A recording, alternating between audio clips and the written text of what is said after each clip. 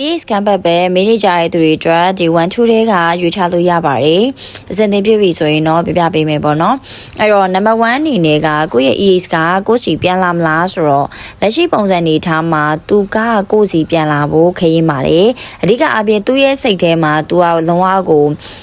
သူ့အတွင်းစိတ်မှာဗလာကြီးပေါ့နော်သူကိုယ်တိုင်သူ့ကိုယ်သူ့အတွေးသူမစင်စားနိုင်ဘူးဘာဖြစ်ချင်မှန်းလဲသူ့ကိုယ်သူမသိဘူးတချို့သောအရာတွေမှာလည်းနည်းနည်းလိုအပ်ချက်တွေနဲ့ပတ်သက်ပြီးတော့ပေါ့နော်စဉ်းစားနေရတာမျိုးလေးတွေရှိတယ်ကိုနဲ့ဝေးကွာခြင်းတွေမှာသူလည်းအရင်တော့ပျော်မနေဘူးပေါ့နော်သူကဘလို့လဲဆိုတော့ကိုဘာလို့ခြင်းလဲပြီးတော့ကိုကဘာနဲ့ထိုက်တန်တာလဲကိုက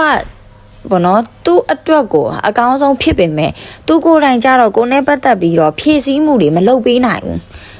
ကိုတောင်းဆိုတာကြီး तू မဖြစ်ပေးနိုင်ဘူးအဲ့တော့ तू အရန်ဝမ်းနေတယ်ပေါ့तू sorry ပေါ့လေ तू အားနာတယ်ပေါ့အဲ့တော့ तू အဲ့အရာကြီးကြောင့်ပဲ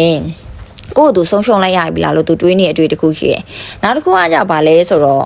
ဒီညမှာပြောချင်တာကကိုယ့်ရဲ့ EAS ကလေကိုယ့်အချစ်တစ်ခုတည်းမဟုတ်ဘူး तू ကဒီကိုယ်နဲ့စိတ်တာယာမှုဖြစ်နေတာ तू ကကိုယ်ဆွဲလန်းမှုဖြစ်နေတာစိတ်တာယာမှုဖြစ်နေတာအဲ့တော့ तू က sex ကိစ္စတွေကိုယ်နဲ့ပတ်သက်ပြီးအထူးတွေ့မှာတာယာခြင်းနဲ့ဒါပေမဲ့တကယ်လက်တွေ့မှာ 100% လုံးဝတယောက်တောက်နဲ့ရုံးကန်မဲ့ရှေ့ဆက်လျှောက်မဲ့နင်းလဲငါတယောက်တည်းပဲထားဆိုတဲ့ပုံစံမျိုးတွေမှာသူဖြစ်မရှိဘူးအဲ့တော့ဘယ်လိုပြောမလဲသူချစ်တယ်ဆိုတာသူ့ကိုယ်သူချစ်နေတာဖြစ်တယ်ကိုနဲ့ပတ်သက်ပြီးအထီးတွေ့တွေ sex ကိစ္စတွေနော်ပြီးရင်ကိုကသူ့အတွက်ရာရာတိုင်းဖြစ်ပေးနေခြင်းတွေကိုသူအရန်ကြိုက်နေတယ်အဲ့လိုမျိုးပုံစံကြီးဖြစ်နေတယ်အဲ့တော့သူပြန်လာနိုင်ခြေရှိလားဆိုရင်ပြန်လာနိုင်ခြေပုံစံနေထားမှာကသူ့အနေနဲ့45-40ပေါ့အဲ့လောက်ရာခိုင်နှုန်းပဲရှိတယ်ဒါပေမဲ့သူတကယ်လိုချင်တာကလည်းချစ်ချင်းမြတ်တာပြည့်နေပြန်လာတာမျိုးမဟုတ်ပဲねဒီလိုကိစ္စတွေကြောင့်ပဲဖြစ်နေတာမျိုးတွေ့ပါတယ်အဲ့တော့ကိုကပြန်ပြီးတော့သူနဲ့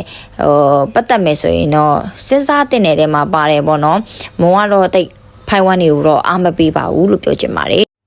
အဲ့တော့ဖိုင်2လေးဆက်ပြောပေးပေါ့နော်ဖိုင်2ကကြတော့ကိုယ့်ရဲ့လူကကိုယ့်ကြောင့်အဝေးထွက်သွားတယ်ဆိုရယ်ပုံစံလိုမွန်းယူစားတယ်။ဘာကြောင့်လဲဆိုတော့သူကားတဲ့ကိုနဲ့ပတ်သက်ပြီးသူအကောင်းဆုံးသူဖြည့်ဆည်းပေးတာပဲ။သူလည်းလုပ်ပေးတာပဲ။ဒါပေမဲ့တဲ့ကိုကဘာကြောင့်သူ့ကိုဆိုအမြင်မကြည့်နေလဲအလိုရင်မပြည့်နေလဲသူနားမလဲတော့ဘူးတဲ့။ပြီးတော့သူ့ရဲ့စိတ်ထဲမှာလည်းအရင်တော့ကစားချစ်ခဲ့တဲ့ပုံစံလိုတစ်ဖက်နဲ့တစ်ဖက်ကြာစိတ်ကြည်နူးမှုတွေတဖြည်းဖြည်းပျောက်ဆုံးပြီးတော့ကိုကသူ့ရဲ့မျက်စိထဲမှာဆွဲဆောင်မှု attract မရှိတော့ဘူးလို့သူခံစားနေရတယ်။အဲ့တော့သူတတ်မလိုက်တဲ့အရာဘာလဲဆိုတော့သူ့အတွေးမှန်တယ်ကိုကတခုခုဆိုရင်ကိုပဲအမှန်ထင်တယ်ကိုလောက်ရက်ကပဲမှန်တယ်ထင်တယ်တချို့သောຢာတွေမှာမှားတာလည်းမပြင်ဘူးပေါ့နော်အဲ့အတွက်ကိုရဲ့စကားလုံးတော်၎င်းသူ့ကိုဆွဆွဲတာတော်၎င်းကိုရဲ့တခြားသော overthinking ပဲဖြစ်ဖြစ်အတ္တတော်၎င်းကသူ့ကိုနာကျင်စေတယ်တဲ့ဒါပေမဲ့ရတယ်သူချစ်တဲ့အတွက်သူဒီຢာတွေဖယ်လိုက်မယ်ဒါပေမဲ့တဘွားလုံးစာပုံစံနေထားအတွက်အတွေးပုံစံနေထားကိုကြည့်ရခါမှာတော့နှစ်ယောက်ကမတူညီတဲ့လမ်းကြောင်းမတူညီတဲ့အတွေးခေါ်မတူညီတဲ့ဒါနေထိုင်မှုနှစ်ခုလို့သူယူဆနေတယ်အဲ့တော့သူဒီကိုနဲ့ပတ်သက်ပြီးချစ်တယ်ဒါပေမဲ့ကိုအကျင့်နေမပြင်းရင်သူနဲ့ကိုနဲ့ကြားထဲမှာ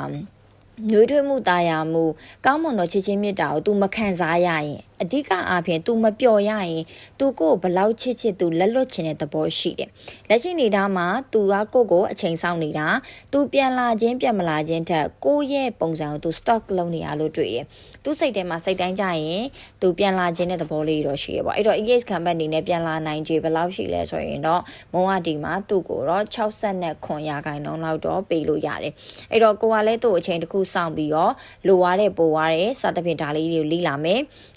သူ့ဘက်ကနေကိုနဲ့ပတ်သက်ပြီးတော့ဒါတုံ့ပြန်မှုလဲကိုကလေးလာဆောင်ကြည့်ပြီးတော့သွားတဲ့နေဒီမှာတော့ကိုနည်းနည်းလေးဖိုင်းတူးတွေအနေနဲ့တော့အတ္တလေးတွေတိတ်မကြည့်ဖို့တော့လိုအပ်တယ်လို့မုန်းထင်တယ်တချို့ຢာတွေမှာ positive energy နဲ့ freedom type လေးတစ်ချက်လောက်သွားကြည့်စေခြင်းနဲ့ manifest လေးလုပ်ကြည့်စေခြင်းပါတယ်เนาะကျေးဇူးတင်ပါတယ်